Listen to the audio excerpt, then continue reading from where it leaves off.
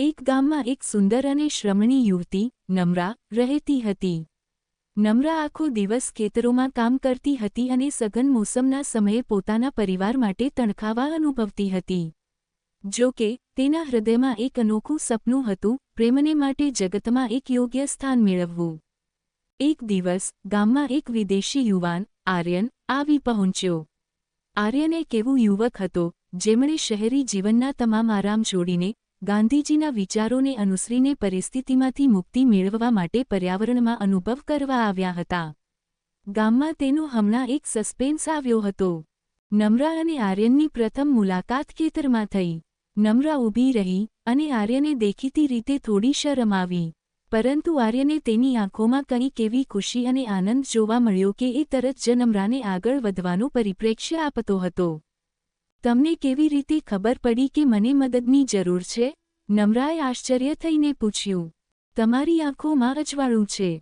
હું આ જોઈ શકું છું, આર્યને સ્મિત સાથે જવાબ આપ્યો. આલાપ અને વાતચીત વધતી ગઈ.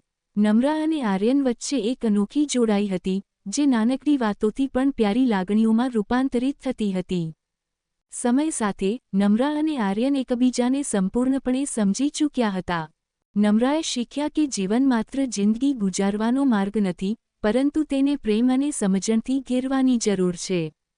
આર્યને પણ નમ્રાની સાથે રહીને સમજી દીધું કે પ્રેમ એ એક એવી શક્તિ છે જે જીવનને શ્રેષ્ઠ બનાવે છે. એક દિવસ જ્યારે નમ્રા આર્યને એક નાના ઘરના બગીચામાં બેઠી હતી, તો આર્યને પોતાની લાગણીઓનો ઇઝહાર કર્યો. નમ્રા, હું જાણું છું કે હું અહીં વધુ સમય માટે નથી રહી શકતો, પરંતુ મારા માટે તમારું પ્રેમ અને મિત્રતા અમૂલ્ય છે. આ વાતે નમ્રા કંપાઈ ગઈ, પરંતુ તે બરાબરીથી હસતા એના હૃદયમાં પ્રેમના રંગો પ્રસરી રહ્યા હતા. તમે જ્યાં પણ જાઓ, મારે હંમેશા તમારી યાદ આવશે, નમ્રા સ્પષ્ટ રીતે જણાવ્યું. અને આ રીતે નમ્રા અને આર્યનના પ્રેમની વાત કાળા આકાશ હેઠળ પણ સૂરજની જેમ પ્રગટતા રહી. શબ્દો એ પ્રેમના રંગોથી ભરેલા છે. સ્ટોરી સાંભળવા માટે ચેનલને સબસ્ક્રાઇબ મિત્રો. ધન્યવાદ.